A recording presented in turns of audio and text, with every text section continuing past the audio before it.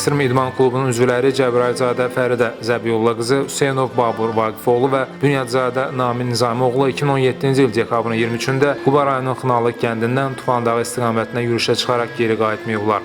Dekabrın 27-sindən Fövqəladə Hallar Nazirliyinin peşəkar xilasedicilərindən ibarət dəstələrin və Ekologiya və Təbii Sərvətlər Nazirliyinin əməkdaşlarının iştirakı ilə aparılan axtarışlar nəticəsində mayın 16-sının axşam saatlarında axtarışların aparıldığı ərazidə alpinistlərə aid çadırın yeri müəyyən edilib. 3 meyit və alpinistlərə aid digər əşyalar aşkarlanıb. Cabir Məmmədov, İlham Məmmədzadə, Səs TV, Şəmkir.